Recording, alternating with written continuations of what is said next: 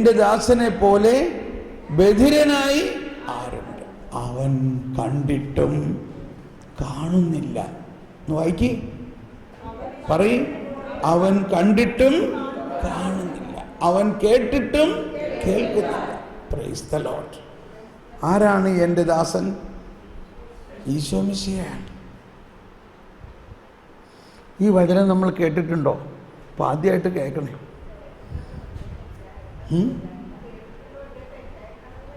കേട്ടേക്കണത് തെറ്റായിട്ടാണല്ലേ? അതാണ്. കർത്താവ് ഈശോ മിശിഹായാണെന്ന് ഇത് മനസ്സിലാക്കിയിട്ടില്ല അല്ലേ? ഒന്നുകൂടി വായിച്ചത്.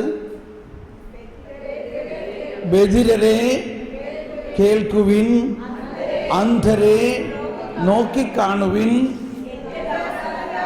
എൻ്റെ ദാസനല്ലാതെ ആരുണ്ട് കുരുടനായി? ഞാൻ അയക്കുന്ന ദൂതനെ പോലെ ബധിരനായി ആരുണ്ട്? അവൻ കണ്ടിട്ടും കാണുന്നില്ല, കേട്ടിട്ടും കേൾക്കുന്നില്ല. ഇതാണ് കർത്താവ് ഈശോ മിശിഹായുടെ ക്യാരക്ടറിസ്റ്റിക്. ഈശോ ഭൂമിയിൽ മനുഷ്യനായി വന്ന് പരസ്യ ജീവിതം ആരംഭിച്ച വഴി എന്താ പറഞ്ഞത്? കർത്താവിൻ്റെ ആത്മാവ് എൻ്റെ മേലുണ്ട്, ഞാൻ എല്ലാവരുടെയും തെറ്റ് കണ്ടുപിടിച്ച് ശരിക്ക് നല്ല ലാത്തി ചാർജ് നടത്താനാണ് വന്നേക്കുന്നതാണോ പറഞ്ഞത്? കർത്താവിൻ്റെ ആത്മാവ് എൻ്റെ മേലുണ്ട്, ഞാൻ ദരിദ്രരോട് സുവിശേഷം പറയും. എന്താ സുവിശേഷം എന്ന് പറയണത്? സുവിശേഷം എന്ന് പറയുന്നത് എന്താണ്? അതാണ് മനസ്സിലാക്കേണ്ടത്. സുവിശേഷം എന്ന് പറയുന്നത് നിന്റെ പാപം, അല്ലെങ്കിൽ അധ്വാനിക്കുന്നവരും ഭാരം ചുമക്കുന്നവരും. അപ്പം നമ്മൾ കേട്ടിട്ടുണ്ട്, അവൻ അവരുടെ സിനഗോഗുകളിൽ പഠിപ്പിക്കുകയും രാജ്യത്തിൻ്റെ സുവിശേഷം പ്രഘോഷിക്കുകയും സകല രോഗികളെയും സൗഖ്യം. അപ്പോൾ അവൻ എന്താ ഈ സിനഗോഗിൽ പഠിപ്പിച്ചത്? സിനഗോഗിൽ എന്താ പഠിപ്പിക്കേണ്ടതും പഠിപ്പിക്കാറുള്ളതും? സിനഗോഗിൽ എന്താ പഠിപ്പിക്കുക? സിനഗോഗ് എന്ന് പറയുന്നത് എന്താ? സിനഗോഗ് എന്ന് പറയുന്നത് യഹൂദരുടെ പ്രാർത്ഥനാ സ്ഥലവും അതിനേക്കാൾ ഉപരി അവരുടെ നിയമം പഠിപ്പിക്കുന്ന സ്ഥലമാണ്. ഒരു ലോ കോളേജ് പോലെയാണ്. അവരുടെ 10 കൽപ്പനകളും ആ കൽപ്പനകളുടെ ഉപകൽപ്പനകളും അത് ഓരോന്നിനും ലംഘിച്ചാൽ എന്തെല്ലാം ശിക്ഷയാണെന്നുള്ളത് കൃത്യമായി പഠിപ്പിക്കുകയാണ്. ഇതുപോലെ നമ്മളിപ്പോൾ ലോ പഠിക്കുന്ന ആൾ എന്താ പഠിക്കുന്നത്? ഈ ഭാരതത്തിൻ്റെ നിയമാവലി മുഴുവനും പഠിക്കുകയും ഓരോ നിയമവും തെറ്റിച്ചാൽ അതിനെല്ലാം എന്തൊക്കെ ശിക്ഷയാണെന്നുള്ളതുമാണ് പഠിക്കുന്നത്. ക്ഷമിക്കാനുള്ള വല്ല കാര്യം അതിനകത്തുണ്ടോ? ഇല്ല. അതാണ് ലോ പഠിച്ചത്. അപ്പോൾ ഒരു ജഡ്ജ് എന്ന് പറഞ്ഞാൽ അയാളുടെ മനസാക്ഷി അനുസരിച്ചല്ല വിധിക്കുന്നത്. എന്തനുസരിച്ചാണ് വിധിക്കുന്നത്? ലിഖിതമായ ഒരു നിയമമുണ്ട്. ആ നിയമത്തിൽ ഇന്നിന്ന നിയമം. അപ്പോൾ ഓരോ വക്കീൽ വാദിക്കുകയാണ്, ഇന്ന നിയമം അനുസരിച്ച് ഇന്ന ശിക്ഷയാണ് കൊടുക്കേണ്ടത്. വേറൊരു വക്കീൽ വാദിക്കുകയാണ്, ആ ശിക്ഷ അയാൾ അങ്ങനെ ചെയ്തിട്ടില്ല. വാദിച്ച് സമർത്ഥിച്ചാൽ മാത്രമേ ശിക്ഷയിൽ നിന്ന് ഒഴിവാകുള്ളൂ. അപ്പോൾ അവരുടെ സിനഗോഗിൽ പഠിപ്പിച്ചു. ഇപ്പോൾ നമുക്കൊന്ന് ചിന്തിക്കാം. സിനഗോഗിൽ ഒരു റബ്ബായി, ഒരു നിയമജ്ഞൻ വന്ന് പഠിപ്പിക്കുകയാണ്.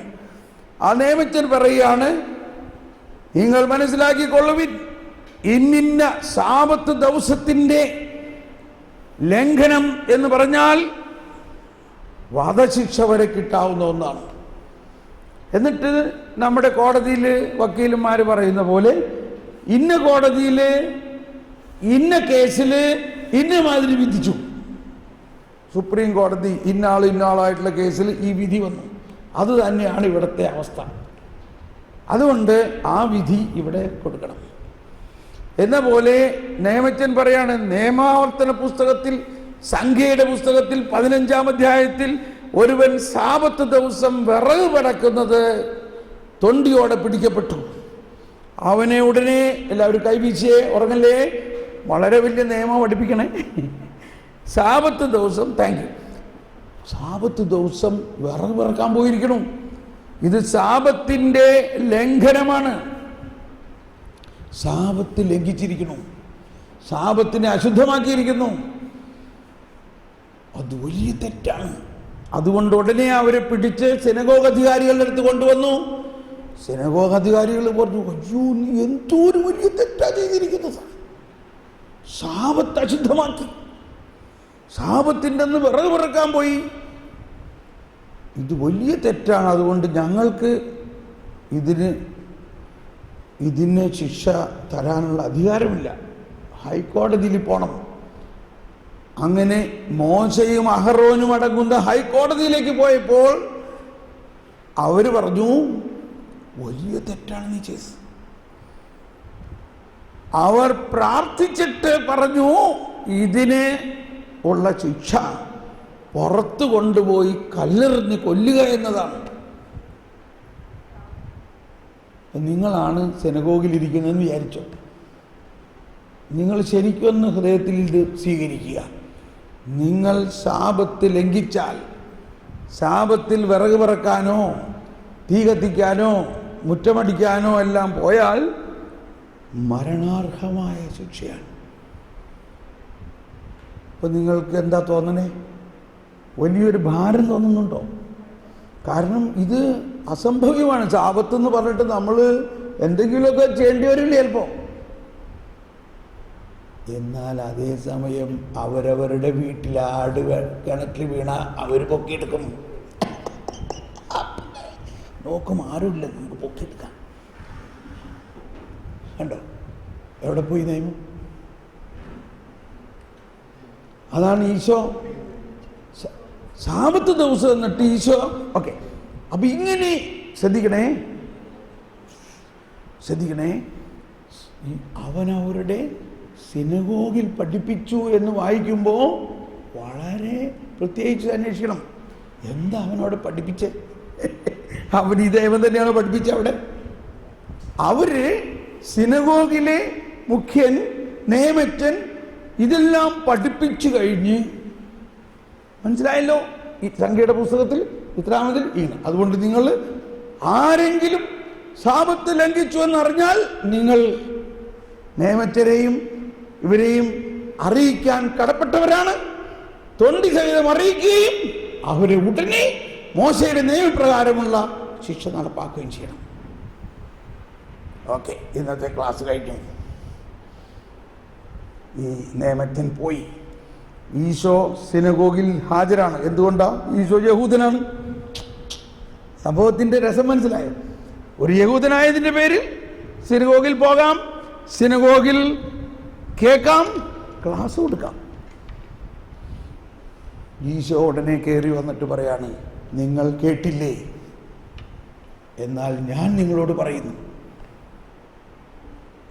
ഈ നിയമം നടപ്പാക്കാൻ വേണ്ടി അധ്വാനിക്കുന്നവരും അത് നടപ്പാക്കാത്തത് കൊണ്ടുള്ള ശിക്ഷയെക്കുറിച്ചുള്ള ഭയത്താൽ ഭാരം ചുമക്കുന്നവരുമായ നിങ്ങളെല്ലാവരും എൻ്റെ അടുക്കൽ വരുവിൻ.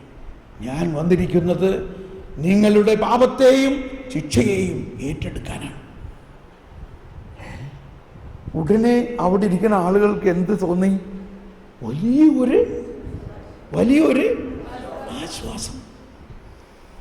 അവർ പരസ്പരം പറയാൻ തുടങ്ങി, എടാ, ഇതൊരു സദ്വാർത്തയാണല്ലോ, ഇത് ഇന്നേ വരെ നമ്മൾ കേട്ടിട്ടില്ലല്ലോ. അങ്ങനെയാണ് ഈ ഗുഡ് ന്യൂസ്, സുസമാചാരം, സദ്വാർത്ത എന്ന വാക്ക് തന്നെ ഉണ്ടായത്. മനസ്സിലായോ എങ്ങനെയാണ് സദ്വാർത്ത ഉണ്ടായത്? ഇത് യെശയ്യായിൽ തന്നെ പറഞ്ഞിട്ടുണ്ട്. എൻ്റെ ജനമേ ആശ്വസിക്കുവിൻ, നിങ്ങളുടെ വിമോചകൻ ഇതാ വരുന്നു. മരുഭൂമിയിൽ നീരുറവ ഉണ്ടാകും, മരുഭൂമി ഏതേൻ തോട്ടം പോലെ ആകും എന്ന് പറയുന്നത് ഇതുപോലെ നിയമത്തിന്റെ കർക്കശതയെ പ്രതി ഹൃദയത്തിൽ ഒരു മരുഭൂമി അവസ്ഥ ഉണ്ടായിരിക്കുന്ന അവസ്ഥയിൽ കർത്താവ് യേശു മിശിഹ വന്നിട്ട് പറയുകയാണ്, നിന്റെ പാപങ്ങൾ കടും ചുവപ്പാണെങ്കിലും, അതും പഴയ നിയമം തന്നെയല്ലേ, നിന്റെ പാപം കടും ചുവപ്പാണെങ്കിലും ഞാൻ അവയെല്ലാം ഏറ്റെടുക്കും. വരുവിൻ, നമുക്ക് രമ്യപ്പെടാം. അതാണ് പുതിയ നിയമം, അതാണ് സദ്വാർത്ത. അതുകൊണ്ടാണ് ഈശോ വന്നിട്ട്, ഇതാ കർത്താവിൻ്റെ ആത്മാവ് എൻ്റെ മേലുണ്ട്, എന്നെ അഭിഷേകം ചെയ്തിരിക്കുന്നു. എന്തിനു വേണ്ടി? ദരിദ്രരോട് സുവിശേഷം അറിയിക്കാൻ. ആരാണ് ഇപ്പോൾ അവിടെ ദരിദ്രൻ എന്ന് പറഞ്ഞാൽ? ആത്മാവ് വളരെയധികം പാപത്തിൽ കുടുങ്ങിക്കിടക്കുന്ന ഒരു വ്യക്തി. പാപം എന്തുകൊണ്ട് അവൻ കുടുങ്ങിക്കിടക്കുന്നു? പാപം അകറ്റാനായിട്ട് ഒരു സംവിധാനം അന്ന് ഇല്ല. ഈ സംവിധാനം എന്താണ്? യേശുവിൻ്റെ വരവാണ്. നമ്മൾ പറയും, ഇപ്പം ജ്ഞാനത്തെക്കുറിച്ച് ഇത്രയും പഠിച്ചു, സോളമനെ പോലെ ജ്ഞാനിയായ വേറൊരാളില്ല. എന്തുകൊണ്ടാണ് ഈ സോളമൻ എന്നിട്ട് ഇത്രയും വലിയ തിന്മകളെല്ലാം ചെയ്തത്? സോളമന് 1000 ഭാര്യമാരുണ്ടായിരുന്നു, 700 ഒഫീഷ്യൽ ഭാര്യമാരും 300 ഉപഭാര്യമാരും. അതുകൂടാണ്ട് അവർ പറഞ്ഞ എല്ലാ അമ്പലങ്ങളും ഉണ്ടാക്കി അവരുടെ ദൈവങ്ങളെയൊക്കെ അതിൻ്റെ കൂടെ ആരാധിക്കുകയും ചെയ്യുന്ന ഒരു സ്വഭാവം. എന്തുകൊണ്ട് സോളമൻ അത്രയും വലിയ പാപങ്ങൾ ചെയ്തു? ആരെങ്കിലും ഉത്തരം പറയാമോ?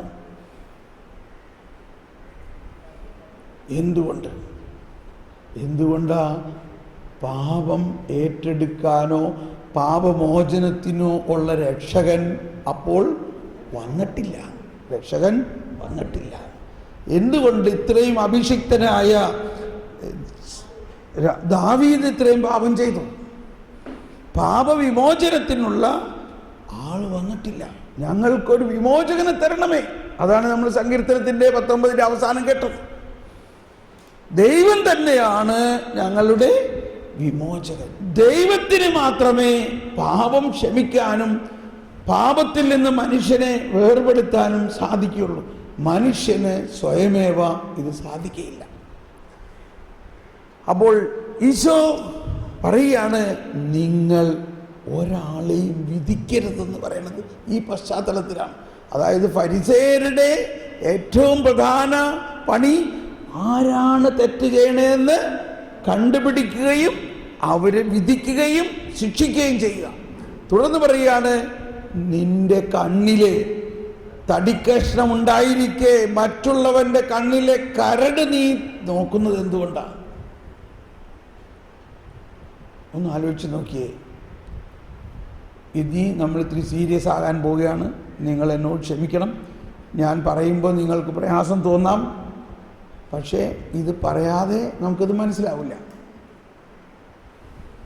നമ്മൾ സാധാരണഗതിയിൽ നമ്മുടെ പ്രേയർ ഗ്രൂപ്പായാലും പള്ളി ആയാലും വീടായാലും എന്തെങ്കിലും ഒരു തെറ്റൊരാൾ ചെയ്താൽ ഉടനെ അത് കണ്ടുപിടിക്കാനുള്ള ആഗ്രഹവും, അത് കണ്ടുപിടിച്ചാൽ ഉടനെ അത് 4 ആളോട് പറയണം.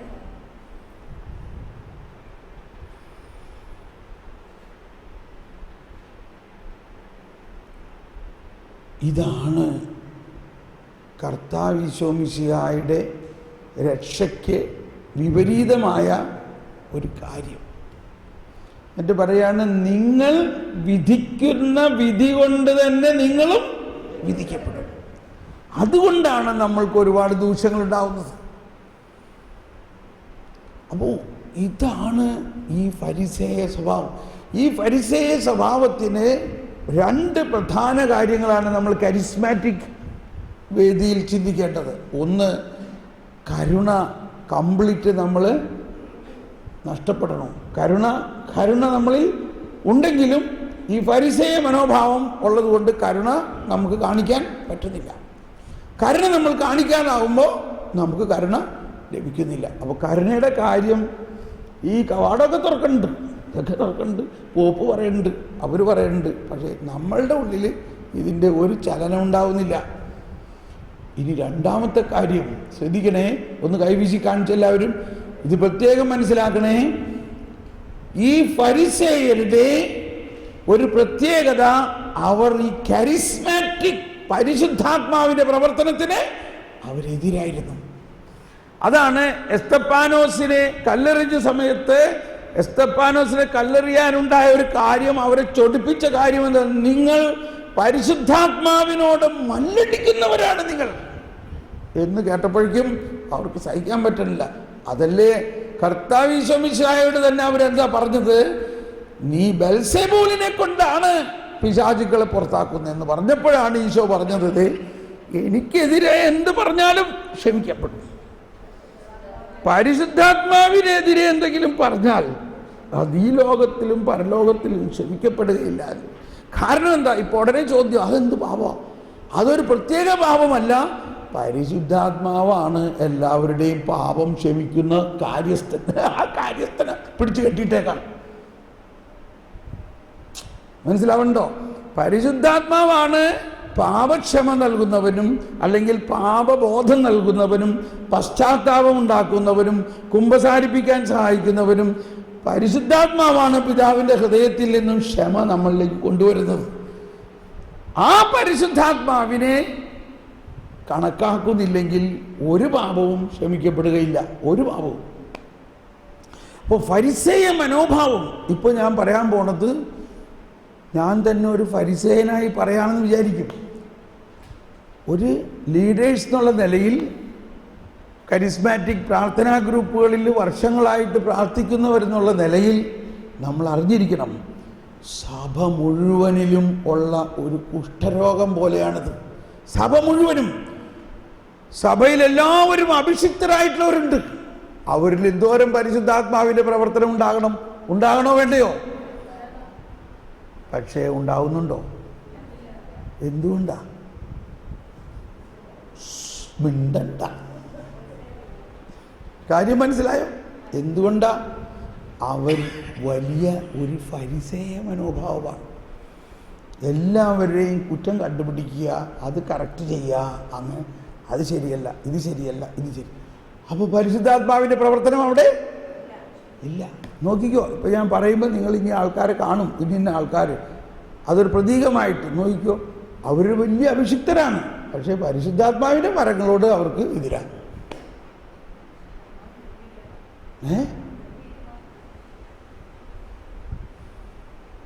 മധ്യസ്ഥ പ്രാർത്ഥന നടത്തേണ്ട ഒരു മേഖല കാണിച്ചു തന്നോ? നമ്മളിവിടെ വീട് കിട്ടാനും ജോലി കിട്ടാനും വിസ കിട്ടാനുമാണ് മധ്യസ്ഥ പ്രാർത്ഥന നടത്തുന്നത്. ഈ പരിചയ മനോഭാവം മാറാൻ വേണ്ടി ഒന്ന് പ്രാർത്ഥന നടത്തി നോക്ക്. എത്ര പ്രാർത്ഥിച്ചാലാ മാറണേന്ന് അപ്പം അറിയാം. അതങ്ങനെ എളുപ്പം മാറില്ല. ഇനി ഇതിന് നല്ലൊരു മാതൃക, എന്നെ വളരെയധികം സ്പർശിച്ച ഒരു മാതൃക ഇതാണ്. അത് ഈ രീതിയിൽ നമ്മൾ ചിന്തിച്ചിട്ടില്ല അധികം. ഔസേ പിതാവാണ് ഇതിൻ്റെ ഫസ്റ്റ് മാതൃക. അത് ഭയങ്കര ഒരു കാര്യമാണ്. ഔസേപ്പ് ഒരു യഹൂദനാണല്ലോ, അല്ലേ? യഹൂദനാണല്ലോ, കട്ടറ യഹൂദനാണ്. അപ്പോ ഔസേപ്പ് ഈ യഹൂദ നിയമങ്ങളെല്ലാം പാലിക്കേണ്ടവനല്ലേ? ആണല്ലോ. എന്നാൽ പരിശുദ്ധാത്മാവിലൂടെയാണ് മറിയം ഗർഭം ധരിച്ചിരിക്കുന്നതെന്ന് അപ്പോൾ അറിയില്ല. ഇയാൾ വിവാഹം ചെയ്യാൻ പോകുന്ന പെണ്ണ് വിവാഹം ചെയ്യുന്നതിന് മുൻപ്, വിവാഹ നിശ്ചയത്തിന് ശേഷം വിവാഹം ചെയ്യുന്നതിന് മുൻപ് ഗർഭിണിയായി കാണപ്പെട്ടു. ഇപ്പോ യഹൂദ നിയമം അനുസരിച്ച് ഔസേപ്പ് എന്ത് ചെയ്യണം? ഔസേപ്പ് അധികാരികളെ അറിയിക്കണം. എന്ത് സംഭവിക്കും? അവരെല്ലാവരും കൂടി അവളെ പരസ്യമായിട്ട് അപമാനിക്കുകയും അവളെ തലമുണ്ടനം ചെയ്ത് കല്ലെറിഞ്ഞ് കൊല്ലുകയും ചെയ്യാനുള്ള എല്ലാ സാധ്യതകളുമുണ്ട്. എന്നാൽ ഔസേപ്പ് എന്ത് ചെയ്തു? മത്തായി 1:19. ഔസേപ്പ് എന്ത് ചെയ്തു? അവളെ, അവിടെ പ്രധാന പോയിന്റ്, അവൻ നീതിമാനാകയാൽ. കണ്ടോ എന്ത് നീതിയാണ് അവനിലുള്ളത് ഇപ്പോൾ? അപ്പൊ ഇവിടെ നമ്മൾ മനസ്സിലാക്കേണ്ടത്, ഈ ഔസേപ്പിൽ പഴയ നിയമത്തിന്റെ നീതി അവസാനിച്ച മാതിരിയാ തോന്നണേ. കണ്ടോ, പഴയ നിയമത്തിലെ മോശയുടെ നീതി പ്രകാരം ഔസേപ്പ് വല്ലതും ചെയ്തോ? ഒന്നും ചെയ്തില്ല. അപ്പൊ മോശയുടെ നീതി അവസാനിച്ചു. ഇനി ഏത് നീതിയാണ് ഇനി വരേണ്ടത്? യേശുവിൻ്റെ നീതി. അതാണ് ഈശോ പറയാറുള്ളത്, നിയമവും പ്രവാചകന്മാരും യോഹന്നാൻ വരേ ഉള്ളൂ. യോഹന്നാൻ കഴിഞ്ഞാലോ പുതിയ ഒരു നിയമമാണ് പിന്നെ വരുന്നത്. യോഹന്നാൻ കഴിഞ്ഞാൽ പിന്നെ ആര് വരും? യേശു വരും. നിയമവും പ്രവാചകന്മാരും യോഹന്നാൻ വരെ. യോഹന്നാൻ കഴിഞ്ഞാൽ യേശു വരും. ഈ നിയമവും പ്രവാചകന്മാരും ഈ യേശുവിനെ കുറിച്ചാണ് പ്രഘോഷിച്ചിരുന്നത്. ആ പൂർത്തീകരണമാണ് യേശു. അതുപോലെ തന്നെ മോശയുടെ നിയമം ഇതാ ഔസേപ്പിൽ അവസാനിച്ചു. ഔസേപ്പ് ഒരു പുതിയ നിയമത്തിൻ്റെ നീതിമാനാണ്. എന്ന് വായിച്ചെല്ലാവരും, അവൻ നീതിമാനാകയാൽ അവളെ അപമാനിതയാക്കാൻ ഇഷ്ടപ്പെടായികയാൽ അവളെ രഹസ്യമായി ഉപേക്ഷിക്കാൻ തീരുമാനിച്ചു. ഇതാണ് ദൈവനീതി എന്ന് പറയുന്നത്. അവൻ നീതിമാനാകയാൽ, ഇത്രയും വലിയ നിയമം അനുസരിച്ച് ഇത്രയും വലിയ ഒരു തെറ്റാണ് സംഭവിച്ചിരിക്കുന്നത്. എങ്കിലും അതിനെ മിണ്ടണ്ട, കണ്ടിട്ടും കാണാതെയും കേട്ടിട്ടും മിണ്ടാതിരുന്നു. അയാൾ അതങ്ങ് സ്വീകരിച്ചു. രഹസ്യമായിട്ട് ഉപേക്ഷിക്കാൻ വെച്ചു. മോശ നിയമം കഴിഞ്ഞോടെ ഇങ്ങനെ നമുക്ക് പറ്റുമോ? ഒരു ദിവസം ഒന്ന് നോക്ക്. ഒരു ദിവസം നമ്മുടെ വീട്ടിൽ ഭാര്യയോ ഭർത്താവോ മക്കളോ അമ്മായിയമ്മയോ അപ്പായമ്മോ ചെയ്യണത് കണ്ടിട്ടും കാണാതെ, അവരെ അപമാനിതയാകാൻ ഇഷ്ടപ്പെടാതെ ഒരു ദിവസം ഒന്ന് നോക്ക് നിങ്ങൾ. പറ്റും, കാരണം നമ്മൾ പുതിയ നിയമത്തിലാണ്. പക്ഷെ അങ്ങനെ നമ്മൾ പ്രാക്ടീസ് ചെയ്യണത്. കൃപ യേശുക്രിസ്തുവിലൂടെ ഉണ്ടല്ലോ. മാമോദീസയിൽ എന്താ കിട്ടിയേ? പരിശുദ്ധ കുർബാനയിലൂടെ എന്താ കിട്ടിയേ? യേശുക്രിസ്തുവിൽ വിശ്വസിക്കുന്നതിലൂടെ എന്താ കിട്ടിയേ? അതുണ്ട് നമ്മളിൽ. പക്ഷെ അതുണ്ടായിരിക്കെ അതിൽ പ്രവർത്തിക്കാൻ പറ്റാത്തത് ഇതുള്ളത് കൊണ്ടാണ്. ഏത്? ഫരിസേയൻ. ആ ഫരിസേയൻ ഇതിനെതിരാണ്. അപ്പൊ ഔസേപ്പ് നോക്കിയേ, ഔസേപ്പ് മിണ്ടുന്നില്ല. മാതാവിനെ നോക്കിയേ, മാതാവ് എല്ലാവരും തിന്മ ചെയ്യണ കാണുന്നുണ്ട്, എന്നിട്ട് വല്ലതും മിണ്ടുണ്ടോ? ഇതാണ് മാതാവിൽ നമ്മൾ പഠിക്കേണ്ടതെന്നാണ് ഞാൻ പറയുന്നത്. മാതാവും ഔസേപ്പ് പിതാവും ബൈബിളിലെ ഏറ്റവും സൈലന്റ് പേഴ്സണാലിറ്റികളാണ്, ഏറ്റവും നിശബ്ദമായ രണ്ട് വ്യക്തികളാണ്. എന്നാൽ ഇന്ന് നമ്മുടെ ജീവിതത്തിൽ ഏറ്റവും വാചാലരായിട്ടുള്ള, അല്ലെങ്കിൽ ഏറ്റവും കൂടുതൽ നമ്മൾ ബഹുമാനിക്കുന്ന രണ്ട് വ്യക്തികളാണ്. അവരൊന്നും പറയണില്ലല്ലോ, പക്ഷേ അതിൻ്റെ അർത്ഥം അവരാണ് ഈ ദൈവനീതിയുടെ പ്രധാന വക്താക്കൾ. ഇത് നമുക്കൊരു മോഡലായിട്ട് എടുക്കാം. അപ്പം നമ്മൾ പലരും ചെയ്യണത് തെറ്റ് കാണുന്നുണ്ടെങ്കിലും നമ്മൾ എന്ത് മനസ്സിലാക്കണം? കർത്താവ് ഈശോ മിശിഹായും അത് കാണുന്നുണ്ട്. എന്തിനു പറയണം? ഇപ്പം മാതാവിനോട് ഗബ്രിയേൽ മാലാഖ പറഞ്ഞു, നീ ഗർഭം ധരിക്കാൻ പോവുകയാണ്. അപ്പോൾ മാതാവ് ആകെ ഒന്ന് ഞെട്ടി. എന്താ? ഞാനൊരു പുരുഷനെ അറിയുന്നില്ലല്ലോ. മനസ്സിലാക്കണം ഇപ്പൊ കോൺസിക്വൻസ്. ഒരു പുരുഷനെ അറിയാതെ ഒരു സ്ത്രീ, അല്ലെങ്കിൽ ഒരു പുരുഷൻ, അല്ലെങ്കിൽ വിവാഹത്തിന് മുൻപ് ഒരു സ്ത്രീ ഗർഭിണിയായാൽ ഉണ്ടാകുന്ന കോൺസിക്വൻസുകളെല്ലാം മറിയത്തിന് അറിയാമല്ലോ അല്ലേ? മോശയുടെ നിയമപ്രകാരം എന്തുണ്ടാകാം.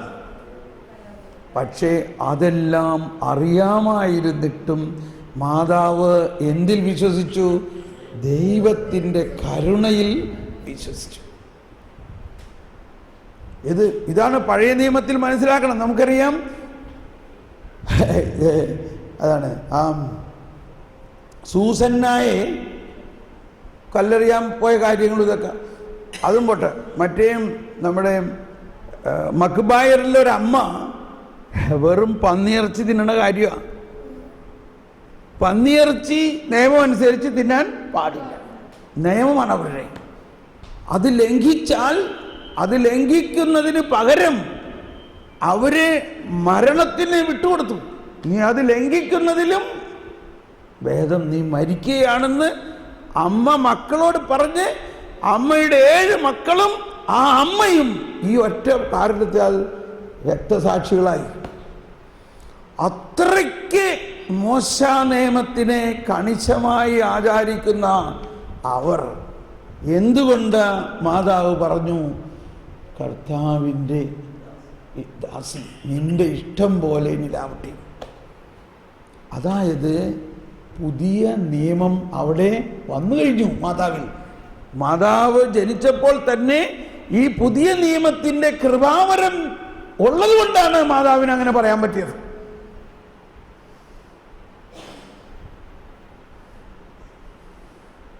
ഓക്കെ, ഇനി നമ്മളുടെ പ്രാക്ടിക്കൽ ലൈഫിലേക്ക് വരുമ്പോൾ ഇത് ആക്കുമ്പോൾ ഭയങ്കര ഒരു പരിശുദ്ധാത്മാഭിഷേകം നമുക്കുണ്ടാവും. ഭയങ്കരമായിട്ട് കരുണയുടെ അനുഭവം ഉണ്ടാവും. എന്ന് പറഞ്ഞാൽ, ഇപ്പോൾ അതിന് വേറൊരു വിധത്തിൽ പറയുകയാണ് ഞാൻ. ഒരമ്മച്ചി എന്നോട് പറഞ്ഞു, ബ്രദറെ, എൻ്റെ മകൻ മഹാ തല്ലിപ്പൊളിയാണ്, അവനെന്നും മദ്യപിക്കുകയും കഞ്ചാവടിക്കുകയും ചെയ്യും. ഞാൻ അവനോട് പറഞ്ഞു, ഇനി നീ ഇങ്ങനെ വരാൻ ഇതിന് വീട്ടിൽ കയറ്റില്ല. ബ്രദർ ഒന്ന് പ്രാർത്ഥിക്കണേ. അപ്പം ഞാൻ പറഞ്ഞു, ഇത് ഞാൻ പ്രാർത്ഥിച്ചാലൊന്നും ശരിയാവില്ല എന്ന് പറഞ്ഞു. അയ്യോ, അത് അങ്ങനെ പറയണേ. അതിന് വേറെ ചില കാര്യങ്ങൾ കൂടി അമ്മച്ചി അറിയണം. അമ്മച്ചി കർത്താവ് ഈശോ മിശിഹായിൽ വിശ്വസിക്കുന്നുവോ? പിന്നല്ലാണ്ട് ഞാൻ പാരമ്പര്യ ക്രിസ്ത്യാനിയാണ്, ഞാൻ എല്ലാ ദിവസവും പള്ളിയിൽ പോണ ആളാണ്, എല്ലാ ദിവസവും കുർബാന സ്വീകരിക്കുന്ന ആളാണ്. നടന്ന സംഭവമാണ്. അപ്പോൾ കുർബാനയിൽ നമ്മൾ എന്താ പറയണേ? ഭൂലോക പാപം നീക്കുന്നത് ചെമ്പുരിയാട്ടിൻ കുട്ടിയായി ഈശോ തമ്പുരാനെ ഞങ്ങളുടെ മേൽ കരുണയായി. അപ്പോൾ ഈശോ തമ്പുരാൻ ഏതെല്ലാം പാപമാണ് നീക്കിയത്? ഭൂലോക പാപം നീക്കി. അപ്പം അതിനകത്ത് അമ്മച്ചിയുടെ ഈ മകൻ്റെ പാപവും അതിനകത്ത് നീക്കിയോ? എന്താ ഈ പറഞ്ഞു വരണതിൻ്റെ അർത്ഥം? അവനെയൊക്കെ സ്വർഗത്തിൽ കയറ്റാൻ കൊള്ളുമോ? അവൻ്റെ പാപം നീക്കി എന്ന് പറഞ്ഞതിൻ്റെ അർത്ഥം എന്താ? അവൻ കള്ളും കുടിച്ച് കഞ്ചാവ് പൊടിച്ച് നടക്കണവനെ ശിക്ഷിക്കണ്ടേ? ഇവിടെയാണ് എന്താ നമ്മുടെ വിശ്വാസം? ഈ കള്ളും കൊടുത്ത് കഞ്ചാവ് പൊടിച്ച് നടക്കുന്നവൻ്റെ ആ തിന്മ കർത്താവ് ഈശോ മിശിഹ ഏറ്റെടുത്തുവോ? ഈ അമ്മച്ചിക്ക് അതിനുത്തരമില്ല. പാരമ്പര്യ ക്രിസ്ത്യാനിയാണ്, കൊന്ത ചെല്ലണു, കരുണക്കൊന്ത ചെല്ലണു, കുർബാനയ്ക്ക് പോകുന്നു.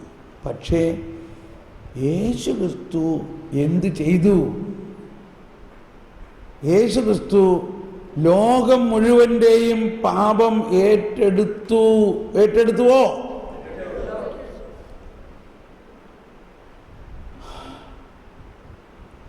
അപ്പോൾ അമ്മച്ചിയെ ഞാൻ പറഞ്ഞ് മനസ്സിലാക്കിച്ചു. യേശു ക്രിസ്തു അമ്മച്ചിയുടെയും ഈ മകൻ്റെയും ലോകം മുഴുവൻ്റെയും ആദിമാതാപിതാക്കളാകുന്ന ആദം ചെയ്ത പാപവും ആദത്തിൻ്റെ പാപത്തിൻ്റെ പരിണത ഫലങ്ങളുമാണ് ഈ IS-കാരും അല്ലെങ്കിൽ ഈ ലോകത്തിലുള്ള സകല ആളുകളും ചെയ്യുന്ന പാപം. എവിടെ നിന്നുണ്ടായതാ? ആദം ആ പാപനിൽ നിന്നുണ്ടായതാണ്. അതിനും കൂടി യേശുക്രിസ്തു പരിഹാരം ചെയ്തു എന്ന് അമ്മച്ചി വിശ്വസിക്കുന്നുവോ? എൻ്റെ ബ്രദറെ, അത് വിശ്വസിക്കാൻ ഇത്തിരി ബുദ്ധിമുട്ടാണ്. അല്ല, എന്നാലും ഇവരൊക്കെ സ്വർഗത്തിൽ കയറുന്നതാണോ പറയണേ? അതാണ് ഈ മനുഷ്യന് അസാധ്യമായിട്ടുള്ളത്, ഇത് വിശ്വസിക്കാൻ. ഇതൊന്ന് വിശ്വസിക്കുക അമ്മച്ചി. ഭൂലോക പാപം നീക്കുന്ന ദൈവത്തിൻ്റെ ചെമ്പുരാട്ടിൻ കുട്ടിയായ ഈശോ തമ്പുരാനെ, ഈശോ തമ്പുരാൻ ഗത്സമനിയിൽ രക്തം വിയർത്തത് മനുഷ്യകുലത്തിൻ്റെ മുഴുവൻ പാപം തൻ്റെ ശരീരത്തിൽ ഏറ്റെടുത്തുകൊണ്ടാണ്. വിശ്വസിക്കുന്നുവോ? ഈശോ മിശിഹ ചമ്മട്ടിയടികൾ ഏറ്റതും ഭാരമായ കുരിശേറ്റിയതും ഭൂലോക പാപത്തിന് പരിഹാരം ചെയ്തുകൊണ്ടാണ്. വിശ്വസിക്കുന്നുവോ? ഇത് വിശ്വസിക്കുമ്പോൾ ഈ വിശ്വാസത്തിലൂടെ കൃപ ഒഴുകി നമ്മളിലും നമ്മളുടെ മക്കളിലേക്കും വരപ്രസാദമായിട്ട് ഒഴുകി അവരിലുള്ള പാപത്തെ ആ കരുണയും കൃപയും മുറിച്ചു മാറ്റും. അല്ലാതെ എടാ നിന്നെയൊക്കെ നീ ഇതേമാതിരി പാപം ചെയ്യണ നരകത്തിൽ പോകുള്ളൂ എന്ന് 2 തെറി പറഞ്ഞതുകൊണ്ട് നമ്മുടെ അവിശ്വാസത്തിനെയാണ് നമ്മൾ പ്രഖ്യാപിക്കുന്നത്. നമ്മൾ പള്ളിയിൽ വന്ന് വിശ്വാസ പ്രമാണം ചെല്ലും, പള്ളിയിലിരുന്ന് കൊന്തയും ചെല്ലും, ഭൂലോക പാപം നീക്കും ദൈവത്തിൻ്റെ എമ്പുരാട്ടിക്കുട്ടിയായി തമ്പുരാനെ കരുണയായിരിക്കുമെന്ന് പറയുകയും ചെയ്യും. ഇപ്പുറത്ത് തിരിഞ്ഞിട്ട് നീ ഇതേമാതിരി ചെയ്യണമെങ്കിൽ നിന്നെ ഞാൻ വീട്ടിൽ കയറ്റില്ല, നിന്നോട് എത്ര പ്രാവശ്യം പറഞ്ഞിട്ടാണ് ഇങ്ങനെ ചെയ്യരുത്, ഇനി നീ ഇങ്ങനെ ചെയ്തുകൊണ്ട് വരാണെങ്കിൽ നീ നരകത്തിൽ പോകൂ, ഇവിടെ വീട്ടിൽ കയറ്റില്ല എന്ന് മറുവശത്ത് പറയുമ്പോൾ നമ്മുടെ വിശ്വാസ പ്രമാണത്തിൻ്റെ എതിരല്ലേ നമ്മൾ പറയണേ? എതിരല്ലേ പറയണേ?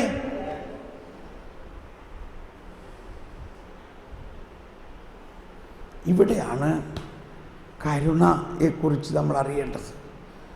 നമ്മുടെ വീട്ടിൽ നിന്ന് തന്നെ ആരംഭിക്കണം. നമ്മളിപ്പോൾ ഒന്ന് ചിന്തിച്ചേ, നമ്മുടെ വീട്ടിൽ നമ്മൾ ഈ ചെയ്യണ പ്രാർത്ഥനയും ഇതൊക്കെ ഒരു വശത്ത് നടക്കണം. ചില അമ്മച്ചിമാർ, എൻ്റെ ബ്രദറെ ഞാനൊരാൾ മാത്രമേ ഉള്ളൂ കേട്ടോ ഈ പള്ളിയിലൊക്കെ പോണത്, ബാക്കിയുള്ളവർക്ക് പള്ളിയില്ല, കുരിശോരില്ല, ഒന്നുമില്ല. ഇപ്പം തന്നെ നമ്മൾ എന്ത് പറഞ്ഞു? ഫരിസേയൻ നമ്പർ 1 ആയിപ്പോൾ. ഞാൻ പറഞ്ഞു അങ്ങനെ പറയല്ലേ അമ്മച്ചി, ഇങ്ങനെ പറയേ, ഈശോയെ എന്നിലൂടെയാണ് അങ്ങയുടെ കരുണ ഈ കുടുംബത്തിലേക്ക് ഒഴുക്കാൻ അങ്ങ് തീരുമാനിച്ചിരിക്കുന്നത്. മനസ്സിലായോ? എന്നിലൂടെ ഒഴുകുന്ന ഈ കരുണ എൻ്റെ കുടുംബത്തിൽ അങ്ങയെ അറിയാതെ പ്രയാസപ്പെടുന്ന എത്ര പേരുണ്ട്, അവരിലേക്കെല്ലാം കരുണയായിരിക്കണേ കർത്താവേ. അവരുടെ അറിവില്ലായ്മ കൊണ്ട് ഇങ്ങനെ ചെയ്തു പോണതാണ്.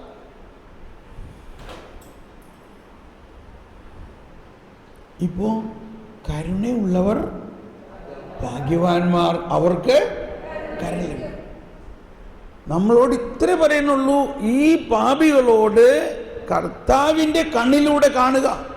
ഇപ്പം ഈ കരുണയുടെ വർഷത്തിലെ ആ ചിത്രം കണ്ടോ? ലോഗോയിൽ കാണുന്നത്, ആ ലോഗോയിൽ കർത്താവ് ഈശോ മിശിഹ ഒരു പാപിയെ തോളിലേറ്റിരിക്കുകയാണ്. തോളിലേറ്റുക എന്ന് പറഞ്ഞാൽ അർത്ഥം എന്താ? ദൈവത്തോളം തന്നെ അവനെ ഉയർത്തി എന്നല്ലേ അർത്ഥം. ഒരാളെടുത്ത് തോളിലേറ്റുക എന്ന് പറഞ്ഞാൽ അവനെ നമ്മൾ ഫുള്ളായിട്ട് നമ്മുടെ ഒപ്പം കൊണ്ടുവന്നു, തോൾക്ക് തോളുമായി. എന്നിട്ട് അവിടെ കാണുന്നത് 3 കണ്ണുകളാണ്, 4 കണ്ണല്ല, 3 കണ്ണുകൾ. ആ 3